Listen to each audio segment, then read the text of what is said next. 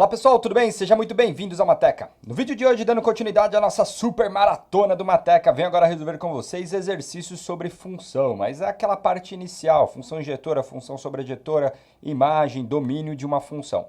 E é interessante aqui, já deixando claro aqui para vocês, que vai acontecer de a gente trabalhar com funções que ainda talvez você não tenha visto, ou seja, uma função exponencial, não sei o gráfico de uma função exponencial. Porém, como essa parte inicial aqui, ela engloba qualquer tipo de função, aí no caso, se for pertinente, a gente faz alguma revisãozinha, ou caso contrário, eu deixo o card para você do vídeo que eu possa ter sobre algum conteúdo específico. Beleza? Então, e para a gente começar aqui, eu vou só falar pelo menos rapidamente o que a gente pode precisar sobre função. Primeiro, função para a gente aqui é uma aplicação que sai de um conjunto A e chega num conjunto B, onde esse conjunto A a gente chama de domínio, que seria, podemos dizer assim, o conjunto de existência, onde eu posso tomar os meus valores da minha regra, da minha função. E um contradomínio, tá certo? Então, minha função é uma aplicação que sai do conjunto A e chega no conjunto B. Para uma função existir, a gente precisa de três coisas, né? O domínio, o contradomínio e a regra dela. A regra dela seria o meu f de x igual a x quadrado, f de x igual a x menos 1. É isso que a gente entende por regra da nossa função. Temos também o conjunto um conjunto que a gente chama de conjunto imagem, que a gente pode, a grosso modo, dizer que é o conjunto formado pelos resultados quando eu aplico a minha função. E esse conjunto ele é formado por elementos que estão aonde? Em B. Então, o conjunto imagem é formado por todos os elementos y que estão em B, tais que esse y é a imagem de alguém, ou seja, ele é o f de alguém. Isso já é interessante para você perceber que o conjunto imagem está sempre dentro do meu contradomínio. Então, o meu conjunto imagem está sempre dentro do meu contradomínio. Beleza. E aí nós temos dois nomes específicos. Uma função ela é dita injetora quando eu pegar dois elementos diferentes aqui no meu domínio e os resultados deles gerarem elementos diferentes. Ou seja, se elementos diferentes obtiverem resultados diferentes, a minha função é injetora. Ou, de outro modo, a gente pode olhar, né, que é o que a gente chama de contrapositiva, que é a seguinte maneira. Se eu pego dois elementos que têm a mesma imagem, se eles vierem do mesmo cara, então eles são o quê? Injetora. Então, elementos diferentes possuem resultados diferentes, ou imagens iguais, é porque eles vieram de elementos iguais. E aí, por fim, nós temos aqui uma função que a gente chama de sobrejetora. A função sobrejetora, pessoal, é quando a imagem é igual ao contradomínio. Como a gente já sabe que o conjunto imagem está dentro do contradomínio, para a gente verificar se uma função é sobrejetora, bastaria eu verificar se o contradomínio está dentro da imagem. A grosso modo, a gente diz que uma função ela é sobrejetora quando não falta ou não sobra aqui elementos no meu contradomínio. Se eu conseguir utilizar todos os elementos do meu contradomínio, nós então estamos trabalhando com uma função sobrejetora.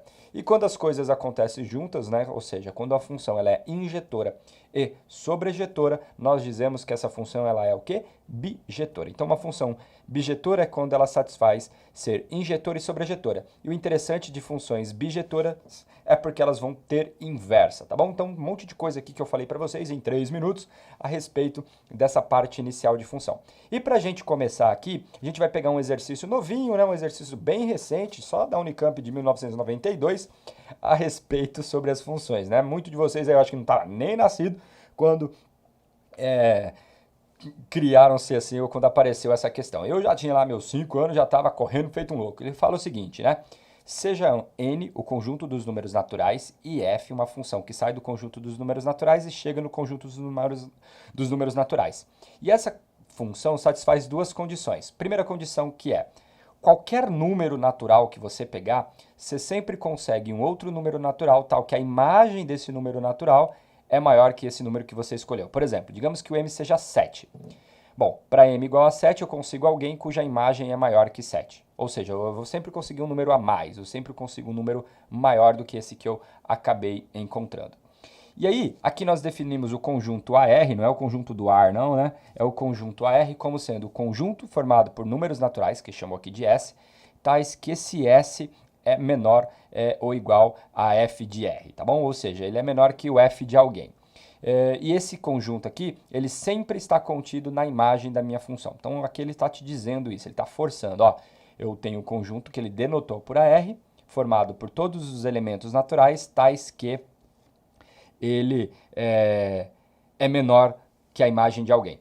Aí ele pede para você mostrar que a função é sobrejetora. Lembrando, então, que eu tenho uma função que sai dos naturais e chega no conjunto dos números naturais. Mostrar que ela é sobrejetora significa mostrar que a imagem da f é justamente quem? Os naturais. O que a gente já sabe é que o conjunto imagem está sempre dentro do meu contradomínio. Eu preciso, então, mostrar que o meu contradomínio está dentro do meu conjunto imagem, tá bom? Tenho aqui um vídeo sobre teoria dos conjuntos, aí a ideia da igualdade de funções, porque quando duas funções são iguais é porque elas possuem os mesmos elementos. Então, todo elemento daqui tem que estar aqui, que é essa afirmação, e todo elemento desse conjunto tem que estar aqui, que é essa afirmação, que justamente é o que eu quero provar. Então, para provar tal afirmação, a gente tem que pegar um elemento genérico desse conjunto e mostrar que ele está aqui. Então, como é que a gente faz? Primeira coisa, pegar um elemento genérico, então, seja y pertencente aos naturais qualquer. Então, é assim, se você for fazer uma questão de discursiva, é isso. Eu vou pegar um elemento aqui. Então, seja y um elemento qualquer. Do item A, pessoal, do item A, o que a gente consegue tirar? Esse y é um elemento qualquer, tá vendo? Então, vou colocar aqui alguns símbolos matemáticos já para vocês situarem. Existe, tá certo? O quê? Um x pertencente aos naturais, tal que o f desse x é o quê? Maior ou igual a esse y que você escolheu. Beleza? Então é isso que a gente tem. Ou, se você preferir, o y é menor ou igual a f de x, tá bom? Então, isso tudo pelo item A. Ok, só que aqui já é interessante você perceber o seguinte. Se esse y é menor que alguém, esse cara pertence a quem? Ao conjunto AX. Então, note, ó que chique, hein? Note que y pertence ao AX. Por quê? Para um conjunto pertencer ao AX, significa que ele tem que ser menor que quem? Que o f de x. E aconteceu isso, pois ele pertence ao AX, que quem é o AX? Ele é formado por todos os y naturais, tais que, né, y é menor ou igual a quem? A f de x. E aí fechou. Por quê? Eu peguei um elemento, pelo item A mostrei que ele é menor ou igual a f de x. Pelo item B, esse elemento está nesse conjunto. Bom, mas se ele está nesse conjunto, ele falou que ele é um subconjunto do conjunto imagem. Olha que chique. Então, esse conjunto AX, ele está contido aonde? Na imagem da minha função f. Ou seja, qual é a conclusão que a gente tira disso tudo? O meu y pertence ao AX, que por sua vez está contido na imagem do conjunto f aqui. Então, o y pertence a quem? A imagem. Que era justamente o que eu queria. Lembra que eu tinha que pegar um elemento genérico aqui, provar que ele está no conjunto imagem, e eu consegui. Bom, se isso aconteceu, então, para qualquer y pertencente aos naturais, existe um x pertencente aos naturais, tal que f de x é igual a esse y. Ou seja, né, o conjunto imagem da minha função f é exatamente igual ao meu contradomínio, que é os naturais. Portanto, a minha função ela é o quê? Sobrejetora. Gente, isso aqui é um exercício extrema, hiper, mega blaster técnico. Então, já comecei com tudo aqui. Depois eu dou uma suavizada, depois a gente piora de novo. Porém, fique aí. Não entendeu? Volta de novo, que eu tenho certeza que na próxima explicação, se caso você não tenha entendido, você vai entender. Beleza pura, sem mistura? Bora lá para o próximo vídeo. Bom, pessoal, esse segundo exercício aqui da Universidade Federal de Pernambuco, também é um pouquinho antigo, né, de 1995, mas claro que eu escolho esse exercício para falar, pô, Walter, exercício antigo, mas, cara, são exercícios, assim, fundamentais para a gente entender na teoria e a gente for deixando cada vez o grau de dificuldade maior, né? Dentre as curvas a seguir, qual pode ser o gráfico de uma função injetora? Lembra lá que eu disse para vocês que uma função injetora é como se eu pegasse o seguinte, tem um conjunto A, que é o meu domínio, e o conjunto B, que é meu contradomínio, e eu tenho a minha regra, que pega os elementos de A e chega em B. Eu disse para você que se eu pegar elementos diferentes, ele tem que ter o quê? Imagens diferentes. Por isso que, por exemplo, se você pegar a função do segundo grau, f de x igual a x ao quadrado, definida no conjunto dos números reais, observe que o f do 1 dá 1, porque 1 ao quadrado é 1. E o f do menos 1 também dá 1, porque menos 1 ao quadrado também é igual a 1. E para que você lembre, o gráfico da função x², que é uma parábola, né, ele tem mais ou menos esse formato. Se você perceber, eu pego aqui o menos 1 e eu pego aqui o 1, elementos diferentes que têm a mesma imagem. Isso já é suficiente para dizer que a função não é injetora. Então, por exemplo, a gente utiliza o teste da reta paralela ao eixo x. Se você pegar uma reta paralela ao eixo x, eu cortar o gráfico em mais de um ponto, a função não é injetora. Por quê? Elas possuiriam a mesma imagem em lugares o quê? Diferentes. Então, nesse tipo de exercício aqui, é rapidinho que você resolve desde que você tenha esse conceito. 2 pontos, sem chance. Isso aqui não é nem gráfico de função, né? Porque ó, eu tenho um elemento com duas imagens. Isso aqui não é nem função. Esse daqui, tenho aqui ó, 2 pontos. Esse aqui é a parábola, 2 pontos. Então, a gente só tem aqui a alternativa correta como alternativa E. Como eu gosto sempre de enriquecer aqui para vocês em termos de conteúdo, pessoal, esse gráfico aqui é um gráfico clássico da função f de x igual ao quê? A 1 sobre x. Se for para você lembrar de gráficos de funções, é sempre importante você saber o gráfico de uma função de segundo grau, que é uma parábola, o gráfico de uma função do primeiro grau, que é uma reta.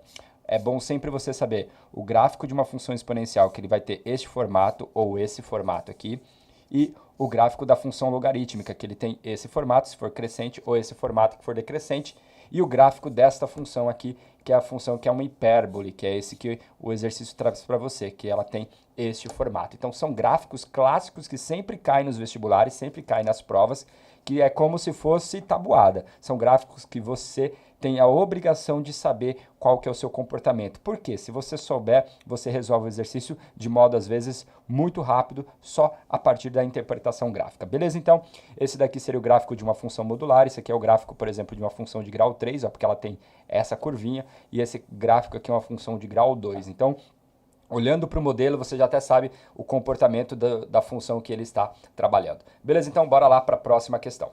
Essa questão aqui é uma questão também da Universidade Federal de Pernambuco, de 96, um ano depois. Ele fala, seja A um conjunto com 3 elementos e B um conjunto com 5 elementos. Quantas funções injetoras de A em B existe? Esse é clássico, esse tipo de exercício, sempre cai às vezes no ITA ou até mesmo no IME, exercícios como esse. São exercícios que misturam o conceito de função, né, algumas definições, pode ser injetora, pode ser sobrejetora, só com a análise combinatória. O A é um conjunto com 3 elementos e B é um conjunto com o quê? 5 elementos, 2, 3, 4, 5. Você que já fez um exercício começo, você já matou como é que faz. Primeira coisa, para ser função eu tenho que usar todos os elementos daqui. Então, por exemplo, esse elemento, a primeira associação dele, ele tem 5 possibilidades. Então, o primeiro elemento aqui, eu tenho 5 possibilidades. O segundo elemento, pessoal, lembra lá? Escolhido uma, eu não posso ir nele de novo, porque ele quer que seja injetora. Então, significa que sobram o quê? 4 possibilidades. Então, o próximo elemento teria o quê? 4 possibilidades. Digamos que ele foi para cá. Aí, o meu último elemento, o que, que vai acontecer? Ele tem que ser injetora, então ele não pode ir nos que já foram. Então, sobrariam o quê?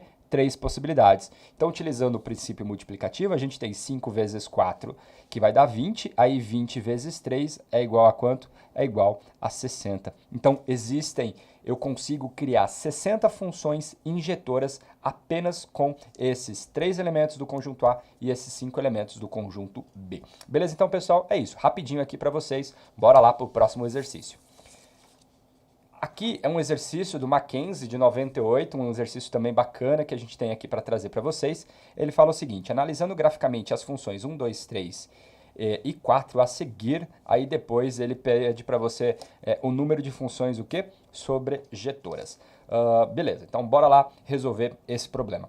Como eu já disse para vocês, algumas funções a gente sempre tem que entender o seu comportamento, tá? Então, nesse seguinte sentido.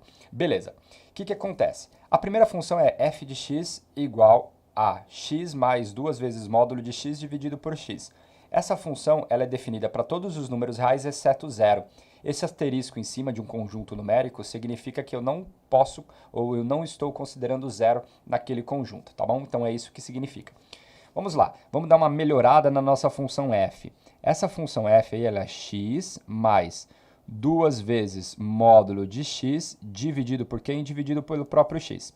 Eu vou separar isso aqui em duas partes. Então, isso aqui vai dar x dividido por x mais 2 vezes módulo de x dividido por quem? Dividido por x. Como x é diferente de zero, pela definição da minha função, x dividido por x aqui a gente vai ter como resultado sendo 1.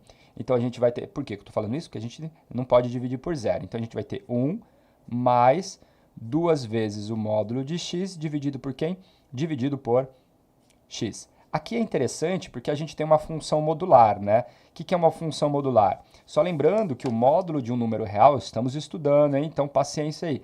O módulo de um número real, ele é duas coisas. Lembrando que módulo significa distância, ele é sempre um valor positivo. Ele é ele mesmo, ou seja, o que está lá dentro, se o que estiver lá dentro for maior ou igual a zero, ou eu troco o sinal se o que estiver lá dentro for o quê? Menor do que zero. Então essa é a nossa definição de função de módulo, e aí se eu variar para todos os x, a gente cria a função modular. Então, por exemplo, se o x fosse positivo, imagine que o x é positivo, o x maior que zero, o módulo sairia do mesmo jeito. Então a gente teria 1 mais o quê? 2 vezes x sobre x. Isso aqui daria o quê? Cancela esse x, daria 1 mais 2, que é igual a 3, beleza? 1 mais 2 é igual a 3, isso se x for o quê? Maior que zero, né? Desculpa do igual aqui, que ele não pode ser zero, ok? Então, maior que zero. Beleza. O outro caso seria 1 mais 2 vezes. Se x for um número negativo, em módulo sai menos aqui. Então, vai ficar menos o x dividido por quem? Dividido por x. Isso aqui daria menos 2. Então, 1 menos 2 vai ficar o quê? Menos 1. Então, isso acontece se x for o quê? Menor do que zero. Olha só que interessante. Essa função aqui, pessoal, no fim das contas, ela é uma função constante. Ela é da seguinte maneira, né? Se a gente for pensar no gráfico dela. Eu tenho aqui 1, 2 e 3. Para frente do x, ela é isso. Para x positivo. Depois, o menos 1, ela tem esse comportamento. Olha só quem ele disse que é o contradomínio. O contradomínio, ele falou, é todos os reais. Se você perceber, a imagem dessa função só tem dois elementos, que é o menos 1 e o 3. Então, essa função tem a imagem diferente de quem? Do contradomínio. Se a imagem é diferente do contradomínio, essa função não é sobreditora. Então, essa daqui é uma afirmativa falsa, beleza? Então, é isso que a gente tem.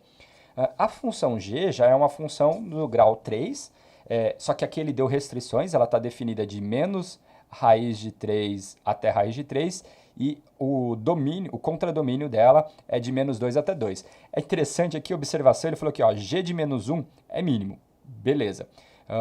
Ou seja, não tem outro valor abaixo do g de menos 1. Então vamos lá, vem comigo. Eu tenho lá a função g de x igual a 3x menos quem? X ao cubo. Se eu for pegar aqui o g de menos 1, só para ver o que acontece, quem é g de menos 1? É 3 vezes menos 1 menos menos 1 ao cubo. Ou seja, 3 vezes menos 1 vai dar o quê? Vai dar 3. 3 vezes menos 1 vai dar menos 3, me desculpe. Aí depois, aqui a gente vai ter menos 1 ao cubo dá menos 1. Com esse menos de fora fica mais 1. E isso daqui dá o quê? Dá menos 2. Então, beleza. E menos 2 é o menor valor que ela assumiu. Então, g de menos 1 é o menor valor que ela assumiu. E está dentro do meu contradomínio. Tá legal? Então, ou seja, eu não consigo atingir valores que estão abaixo do menos 2, né? O g igual a menos 1, eu atingi o menos 2. Bom, agora vamos lá. Se eu, por exemplo, pego aqui pra gente o g de menos raiz de 3, quanto que vai dar isso? Vai dar 3 vezes menos raiz de 3, menos, aí aqui, menos raiz de 3 ao cubo, beleza? Então, eu estou fazendo essa continha aqui. Isso aqui vai dar menos 3 raiz de 3, aí eu tenho menos aqui. Lembrando que número negativo, né, elevado a expoente ímpar dá sempre negativo, aí com menos lá de fora vai ficar mais. Então, vai ficar mais. Raiz de 3 ao cubo também dá 3 raiz de 3. Então, isso aqui ficaria 3 raiz de 3, isso daqui dá o quê? Dá 0. E aí, se eu fosse pegar, por exemplo, o g de 3 raiz de 3, o g de raiz de 3, no caso, né, vai dar o quê? 3 vezes raiz de 3 menos quem? Raiz de 3 ao cubo. Esse daqui também vai dar 0, porque esse aqui vai ficar menos 3 raiz de 3, somado com esse, vai dar igual a 0. Bom, aí outra coisa que a gente poderia ver, observe que se a gente pegar aqui o g de 1, eu peguei o oposto desse cara aqui, né? O g de 1, a gente teria 3 vezes 1 menos 1 ao cubo, ou seja, daria 3 menos 1, que é igual a 2. Então, eu consigo atingir o 2. Aqui, vou falar um pouquinho de algo que a gente chama de mais técnico, né? Esse aqui é o gráfico de uma função que é do polinomial, né? O gráfico de uma função polinomial, a gente chama na matemática que ele é o gráfico de uma função que a gente chama de contínua, né? Então, por exemplo, digamos que aqui está o menos 1, aqui está o 1. Aí a gente viu que o menos 1 atinge o menos 2, então o menos 1 atinge o menos 2, podemos assim dizer, e o 1 atinge o 2. E aí, o que acontece? Se você fazer a g de x igual a zero, você vai chegar que as raízes são raiz de 3 e menos raiz de 3. Ou seja, o menos raiz de 3 está aqui e o mais raiz de 3 está desse lado. Esse tipo de função, para a gente pensar, e zero também é raiz. Esse tipo de função, ele tem esse caso, esse comportamento. Ele vai fazer mais ou menos esse comportamento aqui. E aí, o maior valor que ela atingiu aqui foi 2, né? E o menor valor que ela atingiu, o que foi? Menos 2. Isso nesse intervalo que eu estou definindo.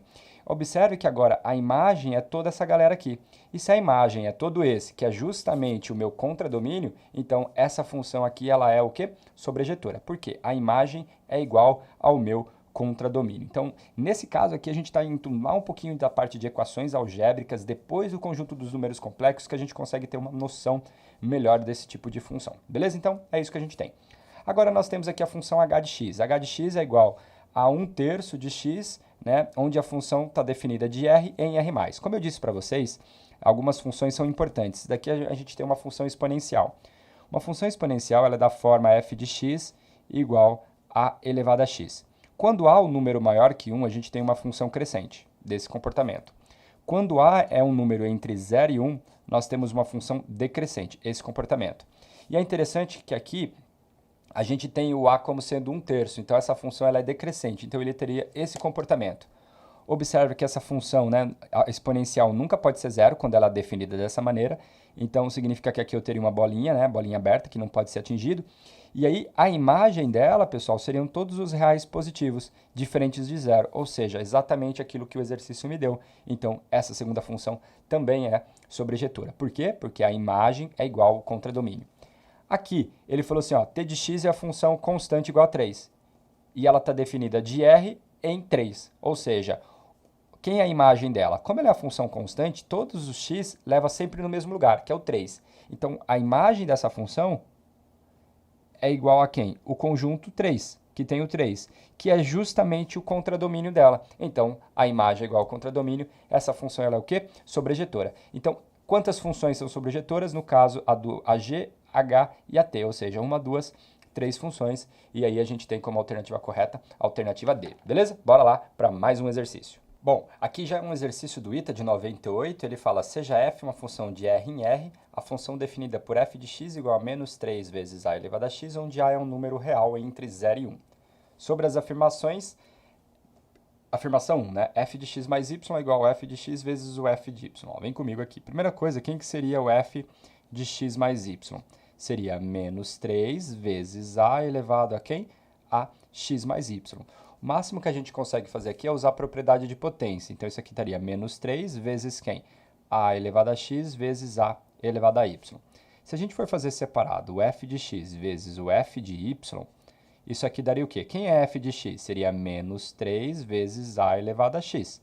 Aí, vezes quem é f de y? Seria menos 3 vezes quem? A elevado a y. Posso pegar menos 3 vezes menos 3, vai dar o quê? Vai dar mais 9. Aí, a elevado a x vezes a elevado a y dá a elevado a quem? X mais y.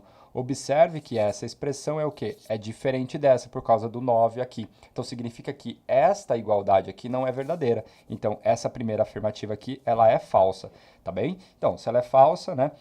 Aqui a gente já tem todas as afirmações são verdadeiras? Não. Apenas a afirmação 1 e 3 são verdadeiras? Não. Apenas a afirmação 2 é verdadeira? Não sei, né? Ainda eu tenho que ver as outras. Agora, como eu disse para vocês, é sempre interessante a gente conhecer o gráfico das funções. Essa função aqui, vamos pensar o seguinte, ó. Eu tenho aqui uma função, que é a função exponencial, como eu comentei já no vídeo anterior para vocês. Se você pegar a função f de x igual a elevado a x, se o a estiver entre 0 e 1, essa função é o quê? Ela é decrescente. Então, ela teria mais ou menos esse comportamento. Se você substituir o x por 0 aqui, por exemplo, a elevado a 0 vai dar 1.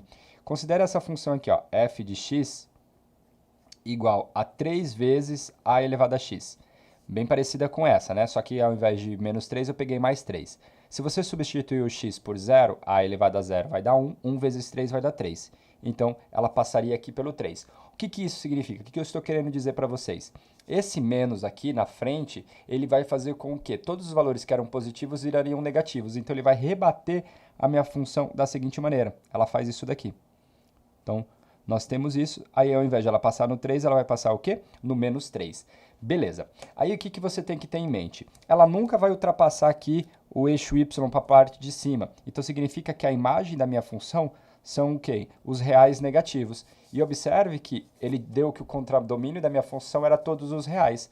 Bom, se o contradomínio da função é todos os reais, significa que a imagem da minha função f é diferente de quem? Do seu contradomínio, que é os reais. O que isso significa? A função não é sobrejetora. Bom, se ela não é sobrejetora, ela não será o quê? Bijetora. Então, essa função aqui, essa segunda afirmação também, ela é o quê? Ela é falsa. Então, a gente pode cancelar aqui o item D, aí a gente ficaria entre a E e o item A. Então, você já tem 50% de chance de acertar o exercício. E aí, observe, né? Pelo gráfico da nossa função, se você perceber, ela já é crescente. A função exponencial, ou ela é decrescente ou ela é crescente, beleza? Como a gente desenhou o gráfico com esse formato, a gente tem que a nossa função é o quê? Ela é crescente. Beleza, então essa afirmativa já é verdadeira. Ele falou assim, ó, pega a função do zero para o mais infinito. A imagem dela vai ser do menos 3 até quem? Até o zero. Tá certo? Então o que acontece? Será que isso é verdade? Por exemplo, se você pegasse exatamente x igual a zero, o resultado seria menos 3. Como eu não estou pegando x igual a zero, eu não atinjo menos 3, por isso que o colchete está para fora, então eu teria uma bolinha aberta aqui. Aí observe que a imagem, por exemplo, que ele falou, ó, pega do x positivo. Se eu pegar aqui, ó, olha só quem que eu estou atingindo, só essa galera. Então significa que a imagem para os valores de x positivo é exatamente esse intervalo que sai do zero e vai no menos 3. Então, realmente, isso daqui é verdade. Então, a única alternativa, a única afirmação verdadeira é a alternativa E. Beleza? Então, pessoal, é isso. Bora lá para mais um exercício. Vem comigo. Temos aqui mais um exercício do ITA agora de 2005, um pouquinho mais recente, né? O outro era de 98. Ele falou, ó, seja f uma função definida do R, exceto 1, e f que sai de d em d, ou seja, ela vai de r-1 em r-1. Então, é como se a gente pensar o seguinte, tem uma função que sai dos reais exceto 1, porque não está definida no ponto 1, e ela chega nos reais também, exceto quem? O ponto 1, tá bom? É isso que ele está dizendo, porque já que o domínio e o contradomínio aqui são iguais. Ele deu que a regra da minha função é f de x igual a x mais 1, dividido por quem? Por x menos 1. Por isso que ele tirou 1 da jogada, porque se eu colocasse 1 aqui, 1 menos 1 daria 0. Bom, o que a gente tem? F é injetiva e sobrejetiva. Essa é a afirmação que ele faz para a gente. Injetiva e sobrejetiva, ou seja, ela é injetora e sobrejetora. Como é que a gente poderia pensar para justificar tal afirmação? Bom, agora, não sei se vocês lembram, agora em há pouco que eu falei para vocês, que existem funções que são importantes você saber o gráfico. Por exemplo, essa função f de x igual a 1 sobre x, que o gráfico dela é uma hipérbole, né, mais ou menos desse formato aqui. Então, a gente tem isso aqui, ó, onde essa função, né, ela está definida para todos os reais diferente de zero, e a imagem dela também é todos os reais, o quê? Diferente de zero. Beleza? Então, para você perceber, o que é a imagem, né? Como eu não pego o zero, não atinjo o zero aqui, e aí a imagem seria essa galera para cima e essa galera aqui para baixo. Então, nós temos essa função quando eu pego aqui 1 sobre x. E aí é interessante aqui o que acontece. Se eu, por exemplo, pego uma função como essa e falo assim, ó, f de x igual a 1 mais 1 sobre x. O que esse 1 influencia no gráfico? Ele pega o gráfico da minha função e sobe o quê? Uma unidade. Então, ao invés de, o que a gente chama aqui de assíntota, né, que seria o eixo x, ao invés de a gente ter uma assíntota horizontal sendo no ponto 0, a gente teria uma assíntota passando aqui no ponto 1. Então, esse cara desloca para cima ou para baixo. Se eu pego a minha função f de x e coloco 1 dividido por exemplo, aqui, x menos 1, o que acontece? Eu mudo a minha referência na horizontal. Então, antes o que dava problema era o zero, por isso que a gente tem uma assíntota vertical aqui sendo o eixo y. Agora quem dá problema é o 1. Então, o que acontece? É como se eu pegasse essa minha função e deslocasse uma unidade para a direita, tá bom? Então, é isso que a gente faz com o gráfico dessa função. Ok. Aí, então, o que você precisaria fazer? Aqui tem um truquezinho na matemática que a gente pode pensar nisso daqui, para eu conseguir separar isso daqui em duas coisas que são conhecidas. Por exemplo, vamos pensar comigo aqui. Você tem lá que f de x é igual a x mais 1 dividido por x menos 1. Presta atenção nesse truque aqui. O que seria interessante? Eu conseguir simplificar com esse x menos 1. Então, eu vou fazer aparecer um x menos 1 aqui. Como que eu posso fazer isso? Eu posso, por exemplo, acrescentar 1 e tirar 1. Você concorda comigo? Porque se eu acrescento e se eu tiro, é como se eu estivesse somando 0. Isso dividido por x menos 1. Bom, aí o que acontece? Eu vou ter ó, x menos 1, que é esse cara aqui, então ficaria x menos 1, aí 1 mais 2, então mais 2. Então é como se eu tivesse feito o seguinte, ao invés de eu escrever x mais 1, eu escrevi x menos 1 mais 2, porque dá x mais 1. Isso dividido por x menos 1. E aí ficou bom, porque aí eu posso pegar esse x menos 1, deixar debaixo do x menos 1, então isso aqui ficaria x menos 1 sobre x menos 1, mais 2 sobre quem? X menos 1. Ou seja, pessoal, x menos 1 com x menos 1, na hora da divisão, isso aqui vai dar 1, mais o que? 2 dividido por x menos 1. Aí ficou muito bom, mas ficou excelente. Por quê? Eu criei uma função com essa característica, olha só. É um número somado com uma função que é estilo hipérbole. Então, certeza que o gráfico tem esse formato. Gente, se o gráfico tem esse formato, o que vai acontecer? Eu vou conseguir olhar para todos os elementos, tanto no domínio quanto na imagem. Então vamos pensar aqui, como é que seria o gráfico dessa função? Só para a gente ter noção aqui. A minha assíntota, gente, nós estamos estudando, eu espero que você esteja acompanhando aí, você deve estar destruindo aí junto comigo, ó, vem comigo. Primeira coisa, a assíntota vertical, que é sempre o ponto onde dá problema. Então, no caso aqui, seria o ponto 1. Então, o ponto 1 aqui é o ponto onde dá BO. Então, aqui é como se a gente tivesse o quê? A minha assíntota vertical, que seria esse cara. Esse 1 aqui de fora, como eu disse para vocês, ele faz o gráfico subir uma unidade. Então, aqui estaria o ponto 1, que, vamos dizer assim, seria a minha assíntota vertical, horizontal, mil desculpas aí. E aí, no caso, esse 2 aqui, ele só, vamos dizer assim, ele só dobra os meus resultados, mas ele não vai ser importante aqui pra gente agora. Então, significa que o gráfico dessa função, ela vai ter mais ou menos aqui, ó, este comportamento. Observe que se a gente substituir aqui x por 0, ó, o que vai acontecer? Vai ficar 2, aí aqui vai ficar menos 1, então 2 dividido por menos 1 vai dar menos 2, e 1 menos 2 vai dar 1. Menos 1, só para a gente ter noção aqui onde ela passa, né? Então ela teria mais ou menos aqui este comportamento. E a minha assíntota seria o ponto do gráfico onde ele praticamente quase toca, mas não toca. Então se você observar, o domínio da minha função, lembra que é de R exceto 1, então tem um buraquinho aqui. E se você observar, a reta aqui no contradomínio, ele é o D também, ou seja, o contradomínio não tem 1. Então aqui eu tenho um buraco, então significa que todos os outros valores eu consigo atingir. Se eu consigo atingir todos os outros valores, essa minha função ela é o quê? Ela é sobrejetora, porque o domínio é igual, o contradomínio é igual à imagem. E essa função é injetora também. Lembra lá do teste da reta paralela? Se você pegar aqui, você vai conseguir tocar o gráfico apenas em um ponto. Então significa que essa função ela é injetora e sobrejetora. Então essa afirmação aqui ela é verdadeira. Consequentemente, se essa afirmação é verdadeira, a segunda, né, f é injetiva mais sobrejetiva? Não, mentira, porque a gente já sabe que ela é as duas coisas. Então essa afirmação aqui ela é falsa. Beleza? Então agora a gente tem duas afirmações para verificar. Vem comigo. Bom, o terceiro item, ele disse que f de x mais f de 1 sobre x é sempre igual a zero, para qualquer que seja o x. Aqui não tem jeito, pessoal, é conta, porque a gente tem lá que a nossa função é f de x igual a x mais 1 dividido por quem? Por x menos 1. Então, se a gente for pensar f de x, quem que é a f de 1 sobre x? A f de 1 sobre x ela vai ser o seguinte, no lugar do x, né, na regra da minha função, eu vou colocar 1 sobre x. Então, vai ficar 1 sobre x mais 1 dividido por quem? Por 1 sobre x menos 1. E aí ele disse que a soma disso daqui tem que ser zero. Vamos lá. Primeira coisa aqui, a gente dá uma organizada aqui. Se a gente tirar o mínimo, a gente vai ficar com o quê? Ó, se eu tirar o mínimo aqui, x mais 1, então vai ficar x mais 1 dividido por x. E aqui a gente vai ter o quê?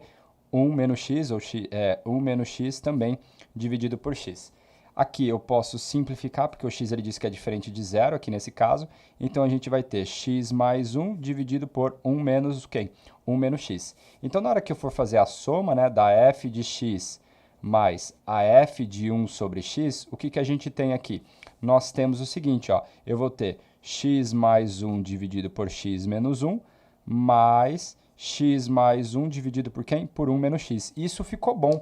Por quê? Se você observar aqui embaixo, eles têm o quê? Eles estão invertidos. É como se eu pensasse o seguinte, né? 5 menos 2 é diferente de quem? De 2 menos 5, porque eles têm sinais contrários. Então, se eu inverto aqui, dá sinal contrário. Então, para deixar igualzinho a esse, basta eu inverter aqui e o sinal ficaria menos. Então, ficaria o seguinte, ó, ficaria x mais 1 dividido por x menos 1. Aí, aqui na hora que eu inverto, fica menos quem? x mais 1 dividido por quem? Dividido por x menos 1, que é como se eu tivesse multiplicado em cima e embaixo por menos 1. Cara, um termo menos ele igualzinho, essa afirmativa aqui é igual a zero, então ela é verdadeira. Então isso daqui também é verdade, certo? Então, ó, por exemplo, apenas 1 e 3, ela é verdadeira, então eu já conseguia por isso, por enquanto. Apenas 1 e 4, não, essa é falsa. Não, é falsa. A 1, 3 e 4, tudo bem. Essa é falsa. Aí aqui a gente tem a seguinte, f de x vezes o f de menos x é sempre igual a 1. Mesma coisa, vamos lá. Quem é f de x vezes o f do menos x? É isso que ele está pedindo para a gente provar. O f de x é x mais 1 dividido por quem? Por x menos 1. Vezes o f do menos x, então no lugar do x eu coloco menos x. Então vai ficar menos x mais 1 dividido por quem? Dividido por menos x menos 1, tá bom? Então é isso que a gente tem. Olha só, aqui a gente tem ó, x mais 1 dividido por x menos 1, vezes menos x mais 1 dividido por quanto? Esse aqui, se eu colocar o menos em evidência, fica quem? X mais 1, beleza? Essa parcela posso cancelar com essa, né? Então, a gente tem o seguinte até então, ó, a gente vai ter menos x mais 1 em cima, dividido. Aqui eu tenho um menos, esse menos, eu posso fazer, menos aqui eu posso fazer a distributiva, então ficaria menos x mais 1. Então, ficaria menos x mais 1 também. Se você for perceber, beleza, esse aqui, se você for fazer, isso aqui dá exatamente 1. Só que aí você tem que tomar um pouquinho de cuidado, que a gente fez uma divisão aqui. E essa divisão vai contra o que ele disse aqui para mim, ó. Essa função tem que dar sempre a mesma coisa para todo x pertencente ao domínio. E o domínio é a galera exceto 1. Observe que se você colocar aqui, por exemplo, o menos 1, no lugar do x, né, nessa expressão aqui mesmo, se você colocar menos 1, ficaria o quê? Menos 1 com esse menos aqui vai ficar mais. Aí mais 1 menos 1 daria 0. Observe que isso daqui só faz sentido você passar, né, essa continuação, xx for o quê? Diferente de menos 1.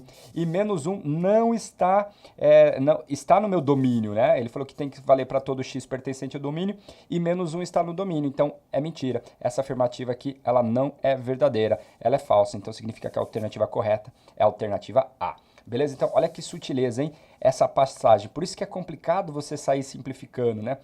Porque quando você sai simplificando, você está dizendo que é diferente de zero. E ser diferente de zero aqui, o x teria que ser diferente de menos 1. E menos 1 teria que estar no domínio. E menos 1 está no domínio, só que ele falou que isso aqui é verdade. Porém, eu não posso utilizar o menos 1, porque só daria 1 se eu pudesse utilizar o menos 1. Como eu não posso utilizar o menos 1, dá pau. Beleza? Então, pessoal, é isso. Bora lá para o próximo exercício. Bom, pessoal, esse próximo exercício também é do ITA de 2005. Ele mistura um pouquinho de teoria dos conjuntos. Ele fala, considere o conjunto S formado pelo 0, 2, 4 e 6, o conjunto T formado pelo 1, 3 e 5, o conjunto U formado pelo 0 e 1 e as seguintes afirmativas.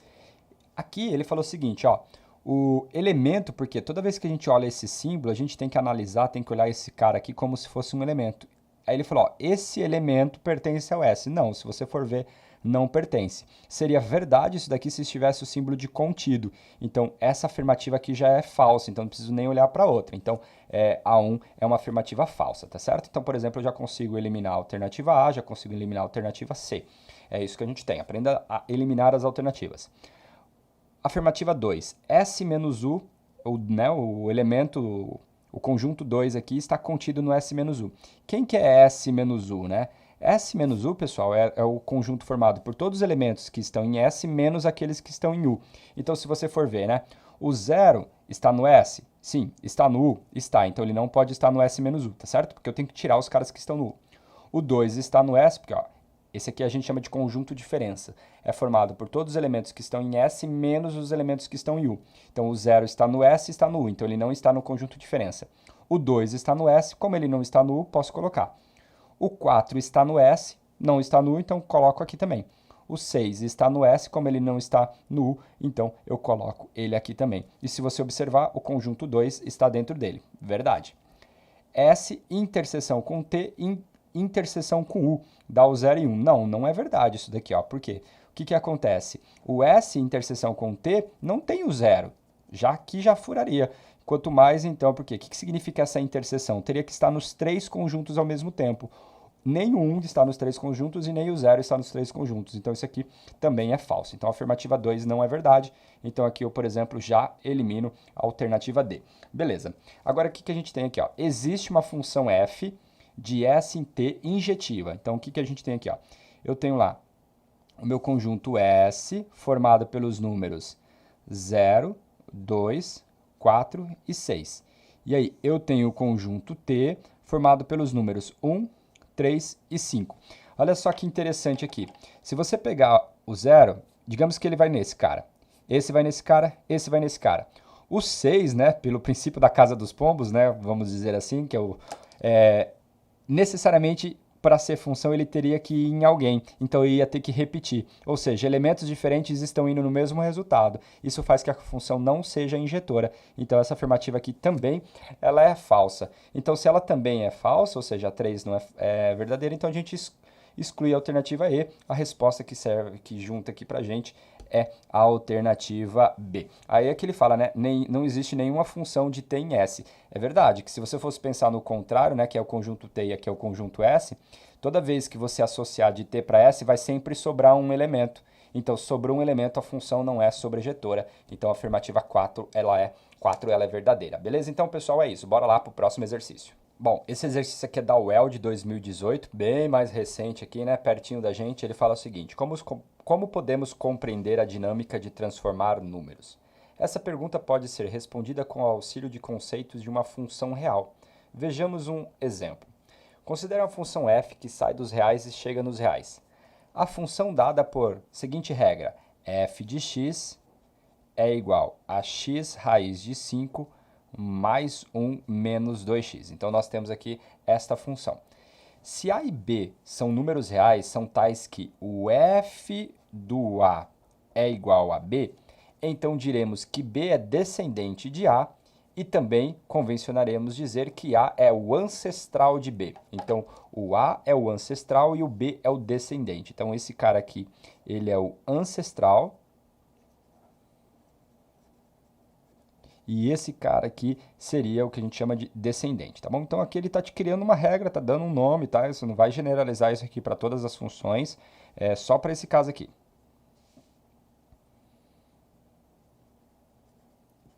Beleza? Então é isso que a gente tem. Então o resultado, a minha imagem é descendente e o número que eu aplico é o que a gente chama de ancestral. Beleza?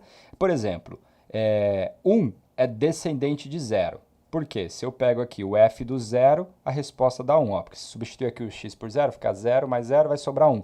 O 1 é o resultado. Então, se 1 é o resultado, o 1 é o descendente. E o que eu apliquei, o número, é o ancestral. Note também que 1 é o ancestral de quem? Do raiz de 5 menos 1. Por quê? Se eu for calcular o f do 1, então ele dá a raiz de 5 menos 1, tá bom? Então o mesmo número, né? O 1 era descendente de um cara e 1 é o ancestral do outro. Com base na função dada e nessas noção de descendência e ancestralidade, atribua V para verdadeiro ou F para falso nas afirmativas a seguir. Todo número real tem descendente, ou seja, todo número real tem uma imagem. Isso é verdade. Por quê? Isso aqui é uma função. Se é uma função, eu tenho que substituir qualquer valor de x. Ele disse que a função está definida em todos os números reais, que é o domínio. Se ela está definida para todos os números reais, significa que ela sempre vai ter uma imagem. Então, ela sempre será descendente, ou seja, todo número real terá um descendente. Verdadeira. O 2 mais raiz de 5 é ancestral do 2. Então, significa o seguinte, que eu tenho que verificar se o f de 2 mais raiz de 5, esse cara aqui dá 2. Se der 2, beleza, então esse cara é o ancestral e o 2 seria o descendente. Então aqui não tem o que fazer, é conta. Então ó, vem comigo aqui. Eu vou substituir no lugar do x o 2 mais raiz de 5. Então vai ficar 2 mais raiz de 5, beleza? Aí aqui vezes o raiz de 5, que está lá fora. Aí mais 1 menos 2 vezes quem? 2 mais raiz de 5, tá bom? Então é isso que a gente tem. Distributiva aqui, ó, vai ficar 2 raiz de 5, então 2 raiz de 5. Raiz de 5 vezes raiz de 5 daria raiz de 25, e a raiz de 25 é 5. Aí aqui a gente tem esse mais 1, e aqui ó, eu tenho menos 4, então aqui vai ficar menos 4, e aqui eu vou ter menos 2 raiz de 5, menos 2 raiz de 5. Observe que esses dois caras aqui eu posso cancelar, 5 mais 1 vai dar 6, 6 menos 4 é igual a quanto? É igual a 2, ou seja, é verdade, essa afirmativa aqui também, ela é verdadeira. Bom, se essa afirmativa ela é verdadeira, pessoal, eu já posso, por exemplo, eliminar a alternativa A, eliminar a alternativa B e eliminar a alternativa E, tá certo? Porque as duas primeiras já foram verdadeiras, então a gente já tem aqui 50% de chance de acertar no chute. todo número real tem ao menos dois ancestrais distintos. Isso aqui é falso. Você concorda comigo? Ó? Por que a gente tem que isso é falso? Ele falou assim, ó, todo número real tem dois ancestrais distintos, ou seja, eu tenho que pegar minha f de x igual a alguém. Por exemplo, digamos que seja assim, ó, x mais raiz de 5 mais 1 menos 2x. Isso aqui eu vou chamar de k. Observe que a gente vai ter x raiz de 5, aí aqui vai ficar menos 2x igual a k, esse 1 passa para lá, menos 1, então ficaria k menos 1. Ó, todo número real, digamos que esse seja o número real. Se eu colocar o x em evidência, pessoal, a gente teria raiz de 5, certo? Raiz de 5 menos quem? Menos o 2 igual a quem? A k menos 1. Se eu deixar o x isolado, a gente vai ter o quê? K menos 1 dividido por quem? Raiz de 5 menos 2. Então, significa que se eu te der um número real, esse cara vai ser o ancestral dele. Olha quantos você encontrou. Você só encontrou um. Então, não existe ao menos 2. Então, essa afirmativa aqui, ela é falsa. Se ela é falsa, a alternativa C, por exemplo, aqui, eu já tenho ela como verdade, né? Porque ela é falsa, a D ela já tem. Então, aqui a gente terminaria o exercício a partir da alternativa C. Beleza, então, pessoal, eu vou deixar aqui os outros dois itens para você verificar, né? Existe um número real que é ancestral dele próprio, então aqui você faz f de x igual a x, então f de x igual a x, aí você verifica, e esse daqui ele falou, ó, 6 menos 2 raiz de 5 é descendente de f de 5, ou seja, você precisa mostrar que o f de 5 é igual a 6 menos 2 raiz de 5, beleza? Então aqui são só continha, por isso que eu estou pulando aqui, não vai ter nada de diferente do que a gente já fez, respondido aqui o nosso exercício, beleza? Bora lá para a próxima questão. Bem, esse exercício aqui é do ITA de 2017, ele fala, sejam x e y dois conjuntos finitos com x contido em y e x diferente de y. Então a gente chama isso aqui de subconjunto próprio, tá? É quando eu tenho um conjunto dentro de outro, onde o menor, podemos assim dizer, não pode ser igual ao maior. Considere as seguintes afirmações. Existe uma função objetora, existe uma função injetora de y e x, e o número de funções injetoras é igual ao número de funções sobrejetoras. Se você for pensar no que a gente já fez até agora, você já perceberia que isso daqui está muito forçando a barra. Já teve exercícios que a gente olhou expressões bem parecidas com essa. Por exemplo, aqui dois exercícios atrás, daquele que tinha o conjunto S, o conjunto T e o conjunto U. Espero que você lembre disso daí. Por quê? Se você, por exemplo, imagine que você pega o conjunto X como sendo, ó, o X está dentro de Y. Vamos pegar o conjunto X como sendo o número que tem o zero, o conjunto que tem o zero. E o conjunto Y como sendo o cara que tenha o 1 e o 2. Tá bom? O 0 e o 2, né? Porque o x tem que estar contido. Aí, beleza? Desculpe aí, eu bobei aqui. Então, o x é o cara que tem o 0 e o y é o cara que tem o 0 e o 2. Porque o x é finito, o y também é finito e o x está contido no y. Observe, então, pensa comigo aqui, ó. Você tem, então, dois conjuntos, né? O conjunto x e o conjunto y. Existe uma objeção de x em y. Então, se você pegar aqui, o x tem um elemento, o y tem dois. Observe que esse cara, para ser função, ele tem que ir em alguém. Se ele tem que ir em alguém, acabou, não pode ir em outro. Então, significa que sobra elemento. Se sobrou elemento, a função não é sobrejetora, quem dirá objetora. Então, falso.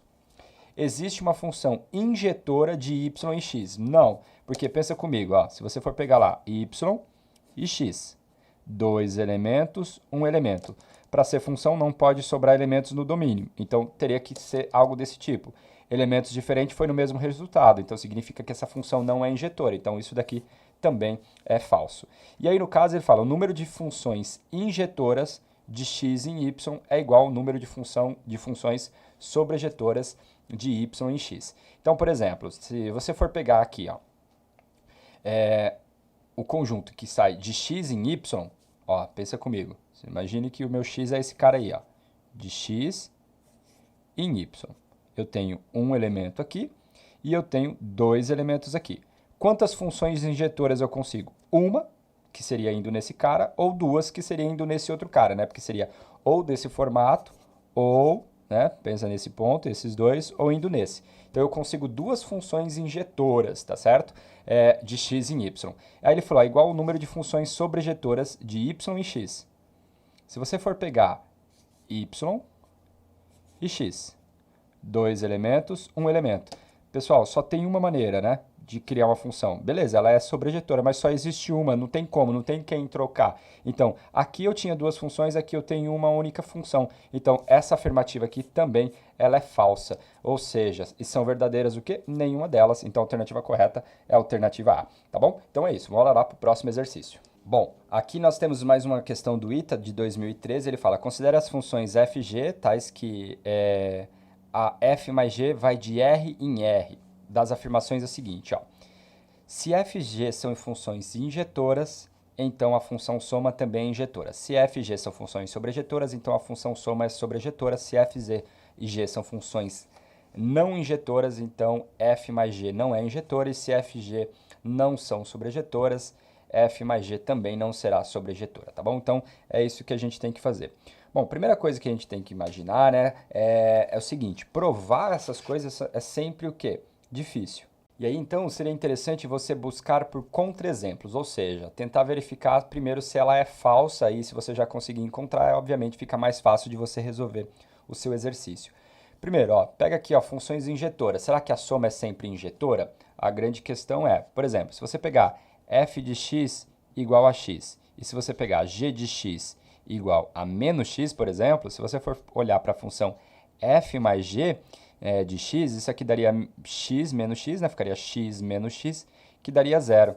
E aí você teria a função constante. Você poderia pegar qualquer outra aqui, tá? Que cancelasse. Porque aí se você olhar para a função constante, pessoal, a função constante igual a zero seria essa função aqui.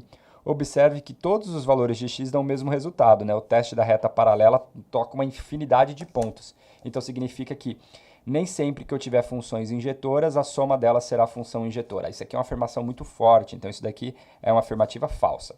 Se f e g são funções sobrejetoras, será que a soma é uma função sobrejetora? Eu posso utilizar o mesmo exemplo.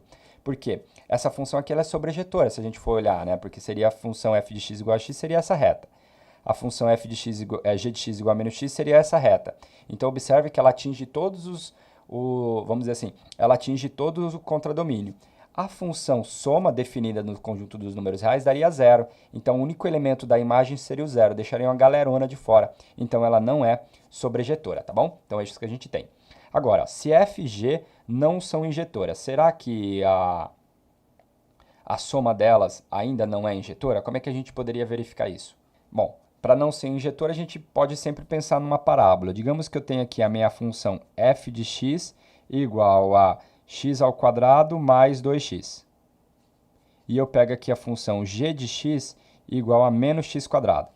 Se eu olhar para a função f mais g de x, ó, se é parábola, né, ela não vai ser injetora, pensando no domínio como sendo os reais. Se eu olhar para f mais g de x, o que que acontece? Eu teria x ao quadrado mais 2x menos x quadrado. E aí, isso daqui só sobra quem? 2x. E a função 2x é uma reta, e toda reta é uma função injetora. Então, significa que essa afirmativa aqui, ela é o quê? Ela é falsa, porque existem funções que não são injetoras, mas a soma ela é injetora. Então, isso aqui é falso, tá bom? E aí, no caso, a gente tem aqui a função A4, se f e g não são sobrejetoras, então ela não é sobrejetora. Posso usar a mesma função, porque essa daqui, a imagem dela, né, vai ser do zero para cima, essa aqui é do zero para baixo, a imagem delas. E aí, no caso, observe que a soma dela registrou nessa função. E essa função aqui, ela é sobrejetora, porque é uma reta, eu consigo atingir todos os números reais com uma reta. Então, significa que essa afirmativa aqui também é falsa. Então, quais são verdadeiras? Nenhuma, tá certo? Cara, esses exercícios já fica como dica para vocês, esses exercícios de verdadeiro e falso do ITA, né, principalmente.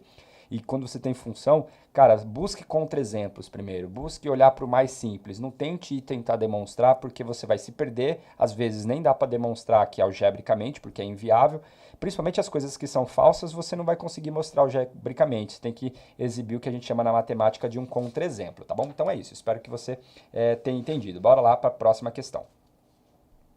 Bom, aqui nós temos a Universidade Estadual de Ponta Grossa aqui, se eu não me engano, de 2017. Se eu errei aqui, alguém, por favor, me corrija. Ele fala sobre as funções exponenciais e logarítmicas, assinale o que for correto. Então, primeira coisa aqui, se f de x é igual a x elevado a log de x, né, na base 2, então f de 1/4 é igual a 16. Vamos verificar. Quando a gente tem aqui, então a gente tem que substituir. Então, f de 1/4, que significa? Isso aqui é 1/4 vezes quem, né? Elevado, perdão, a log de quanto? De 1/4 na base 2, beleza? Então, a gente vai ter o que aqui? 1/4, vou colocar aqui entre parênteses, né? Se a gente precisasse resolver aqui o log de 1/4 na base 2, né? Isso aqui é um valor que eu não sei, eu vou chamar ele de A. Então, a gente estaria perguntando, né? 2 elevado a que número? 2 elevado a que número é igual a quanto? A 1/4. 1/4, se você bem lembra, é a mesma coisa que 2 elevado a quanto? A menos 2. Então, para que isso seja verdade, o A tem que ser igual a quanto? A menos 2. Então, significa que esse meu expoente aqui é igual a quanto? A menos 2. E aí, quando eu tenho um expoente negativo, eu inverto a base, então ficaria 4 elevado ao quadrado, e 4 elevado ao quadrado é igual a quanto? A 16. Então, essa afirmativa aqui, ela é o quê? Verdadeira. Então, já sei que a 1 é verdadeira. Aí agora eu preciso verificar a 0,2. Para a gente verificar a 0,2, ele fala a função é uma função par. Vou trazer aqui para vocês a definição de uma função par. Uma função ela é dita par, então ó, é definição, não foi eu que disse, é o que está nos livros, podemos dizer assim. É quando o f do menos x dá exatamente a f de x. Ou seja, é indiferente você olhar para o negativo e para o positivo, porque elas vão ter o quê? A mesma imagem, o mesmo resultado. Por exemplo, a função x², o f do 1 é igual ao f do menos 1. No caso, a função f de x igual a x ao quadrado, ela é uma função que a gente chama de função par. Ele falou ali, ó, será que essa função definida por f de x igual a 3 elevado a x mais 3 elevado a menos x é uma função par? Vamos verificar. Quem é o f do menos x? Ele vai ser igual a 3 elevado a menos x, certo? Mais 3 menos quem? O menos x. Então, a gente vai ter 3 elevado a menos x, aqui menos com menos vai dar mais, então mais 3 elevado a x. Observe que isso daqui é a função f, só está olhada de modo contrário, ou seja, isso aqui é exatamente a função f de x. Portanto, essa função ela é par, tá bom? Então, beleza. Então, agora aqui, ó, a função f de R em R definida por f de x igual a 5 elevado a x menos 3 é bijetora. Então, aqui nós temos a afirmação 0,4. Vamos lá, vem comigo. f de x igual a 5 elevado a x menos 3. Primeira coisa aqui, eu vou utilizar a propriedade de potência. Para usar a propriedade de potência, a gente teria o seguinte, ficaria 5 elevado a x vezes 5 elevado a quanto? A menos 3. 5 elevado a menos 3, pessoal, isso daqui é uma fração, né? Daria 1 sobre 5 ao cubo. Então, 1 sobre 125. Vezes quem? 5 elevado a x. Essa função, ele disse que está definida no conjunto dos números reais inteiro. Cara, já ferrou tudo, né? Função exponencial definida no conjunto dos números reais inteiro e chegando no conjunto dos números reais inteiro, ela não é bijetora. Lembra do gráfico que eu disse para vocês? Ó, essa função aqui, ela vai ter esse comportamento gráfico aqui. Porque a base é maior que 1, então ela tem um comportamento sendo crescente, então significa que ela deixa, e a exponencial definida dessa maneira, ela não é negativa, então significa que eu deixo de fora todos os números negativos. Se eu deixei de fora todos os números negativos, ela não é sobrejetora, e se ela não é sobrejetora, muito menos será bijetora. Então essa afirmativa aqui, ela é falsa, beleza? Agora aqui, nós temos a oitava, né, a 0,8 aqui. Ele fala a função f de x igual a menos 5k mais 2, isso tudo elevado a x, ela é o quê? Decrescente, sempre que k for menor que 2/5.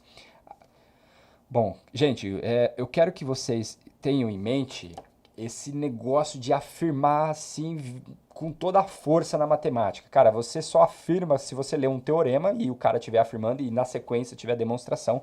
Agora, quando você tiver com exercícios, sempre fique com o pé atrás. Busque primeiro, como eu disse para vocês, contra-exemplos. Por exemplo, se você pegar aqui k igual a 0, o que aconteceria?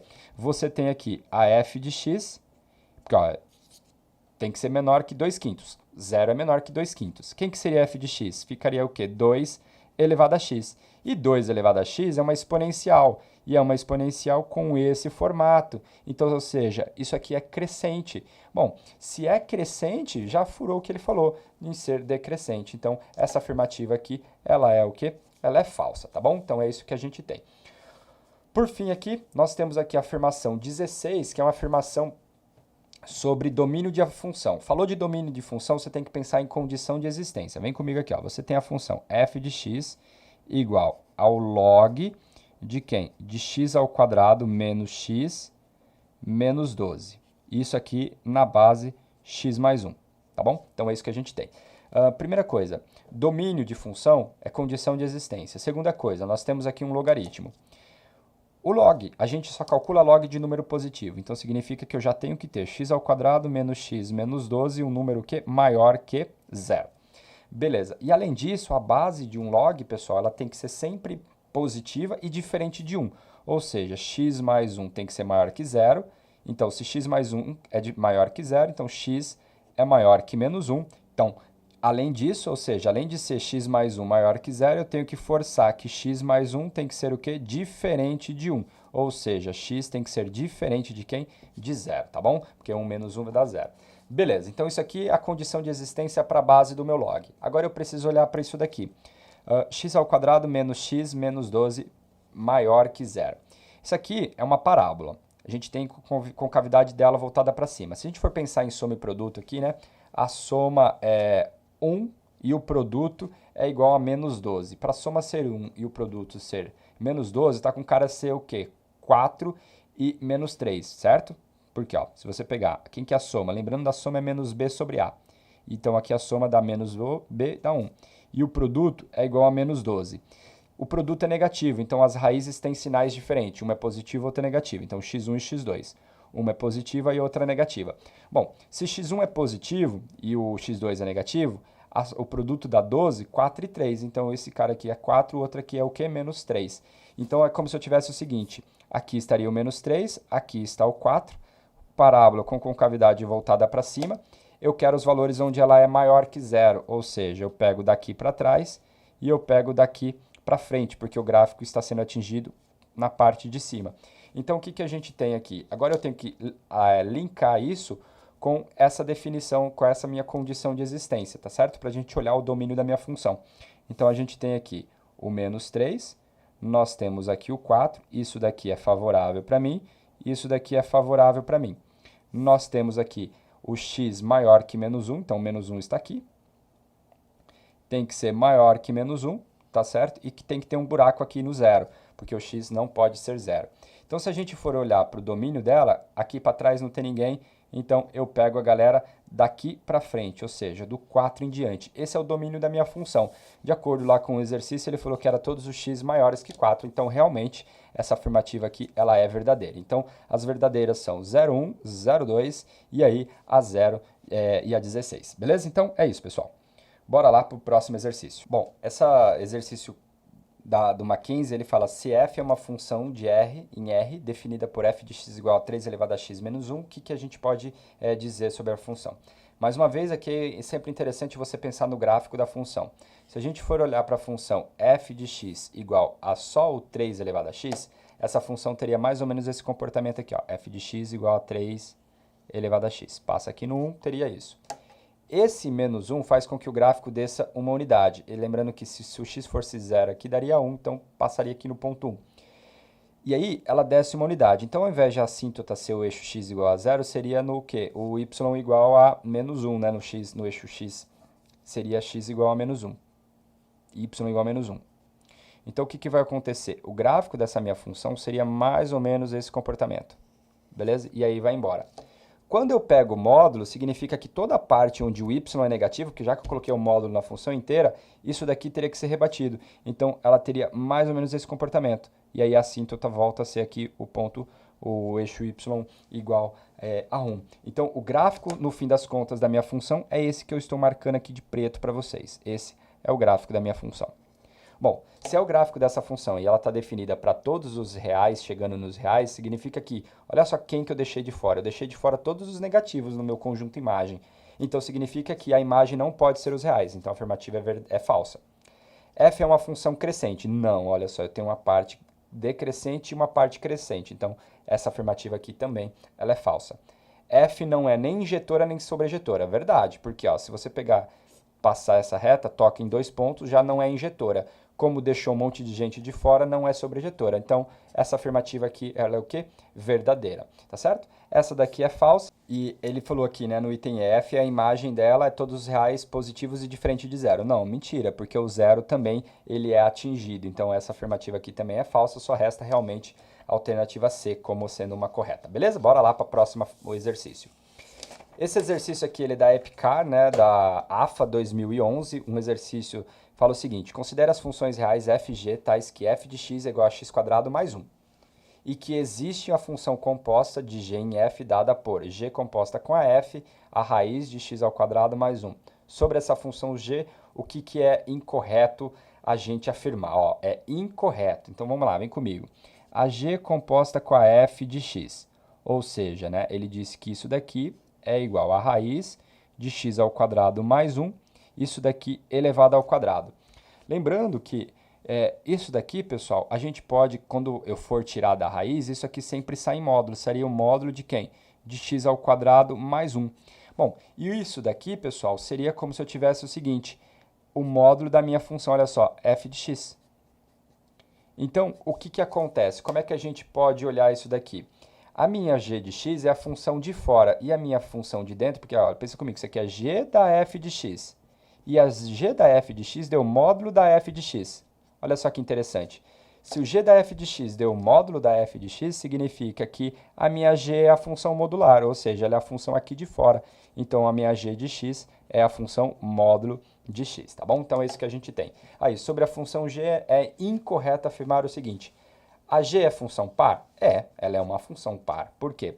Se você pegar aqui o g de menos x, isso daqui vai dar o quê? Módulo de menos x, e o módulo de menos x é igual ao módulo de x, porque dá sempre o mesmo resultado. Ela é positiva, tá certo? O módulo de menos x é igual ao módulo de x.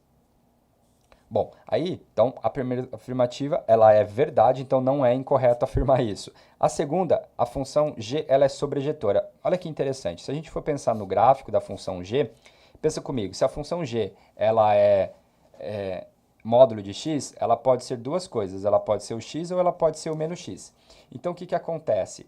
Ela vai ter esse comportamento, esse é o gráfico da função modular módulo de x. Então, se você observar, ela deixa essa galera toda de fora na sua imagem. Então, ela não é sobrejetora. Então, é incorreto afirmar que ela é sobrejetora. Então, a alternativa correta aqui é a alternativa B.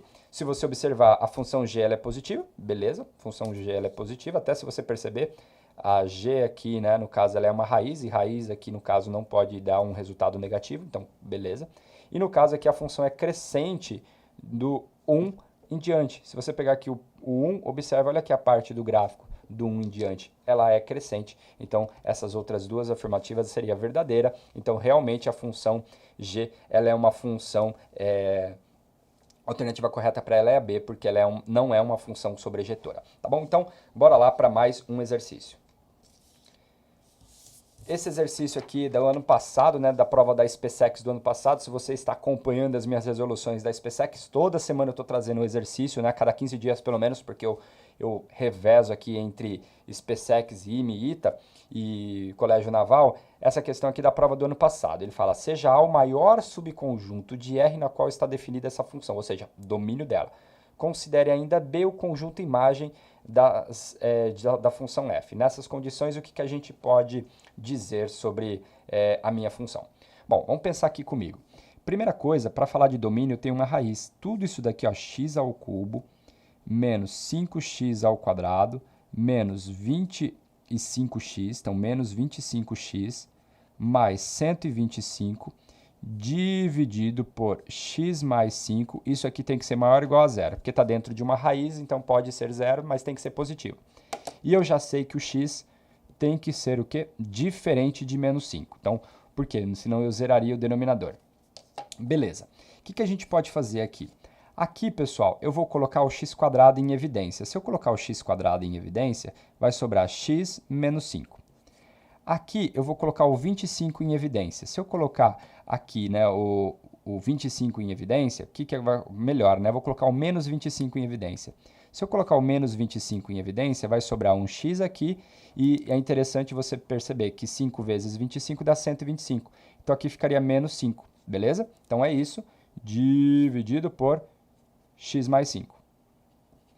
Eu posso, por exemplo, aqui, colocar o x menos 5 em evidência. Então, vou colocar o x menos 5 em evidência. O que vai sobrar para mim?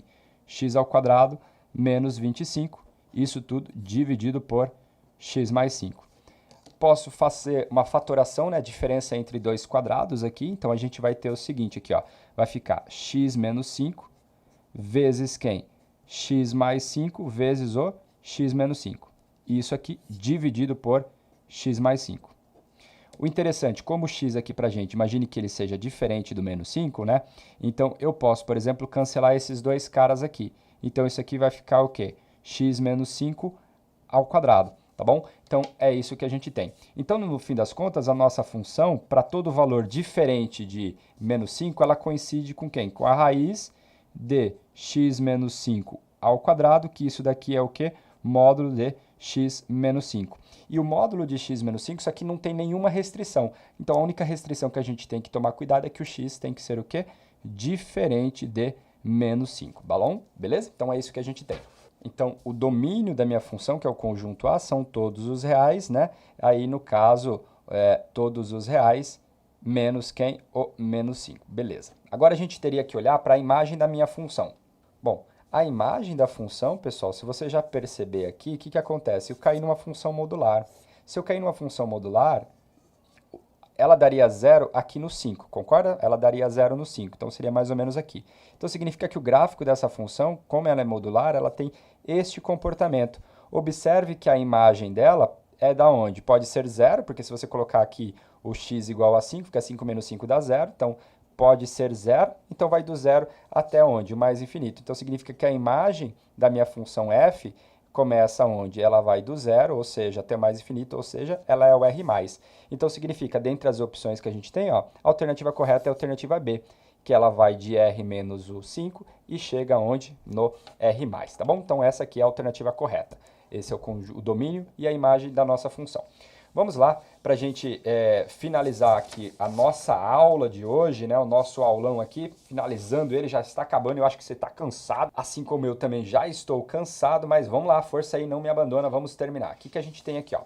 Primeira coisa, eu tenho aqui esse exercício da Universidade Federal do Rio Grande do Sul aqui. Ele fala, dadas as funções reais f e g, definidas por f de x igual a x ao cubo e g de x igual a raiz cúbica de x. No intervalo, qual é o intervalo tal que f de x é maior que g de x? Então, eu quero que a f de x, ou seja, x ao cubo, seja maior que quem? A raiz cúbica de x. Bom, o que, que eu vou fazer aqui? Eu vou elevar o cubo dos dois lados. Se eu elevar o cubo dos dois lados, eu teria x ao cubo maior que quem? A raiz cúbica de quem? De x aqui ao cubo. Aí, o que, que acontece? Isso aqui vai ficar x elevado a 9, e esse daqui, né, porque a gente potência de potência, e esse daqui, na hora que eu cancelar, vai sobrar só o x. Então, maior que quem? Maior que x. Beleza, agora a gente tem que atacar essa expressão. Vou trazer o x para cá. Então, a gente vai ter x elevado a 9 menos x maior que 0. Vou colocar o x em evidência. Então, fica x vezes x menos 1, né? X elevado a 8 aqui, menos 1, maior que quem? Maior que 0. Eu vou olhar isso aqui dentro como sendo uma diferença entre dois quadrados. Então, o que, que a gente vai ter? Aqui vai ficar x vezes...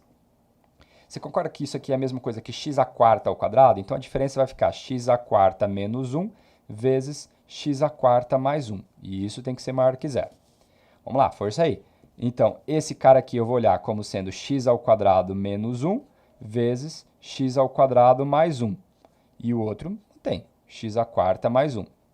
E aí, nós temos aqui x vezes, esse aqui eu vou olhar como a diferença de quadrados, então é x mais 1 vezes x menos 1. Então, eu abusei aqui no uso de parênteses, né? Aí aqui a gente vai ter quem? X ao quadrado mais 1 vezes quem? X à quarta mais 1. Isso aqui tem que ser o quê? Maior que 0.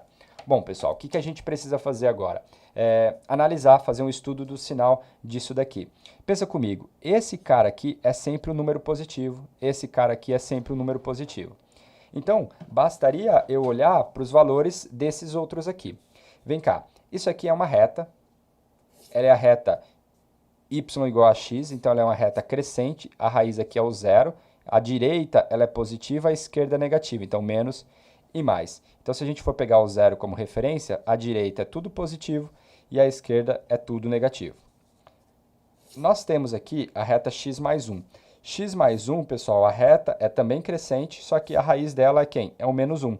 A direita é positiva, a esquerda é negativa. Então, a gente viria aqui no menos 1, faz aqui um pontilhado. Você que está acompanhando meu canal sempre vê exercícios dessa maneira. Então, aqui é positivo, Você que chegou agora, tá chegando agora no meu canal, seja muito bem-vindo. Eu espero que você já esteja inscrito no canal, hein? Porque você só vai passar no vestibular se você passar por aqui.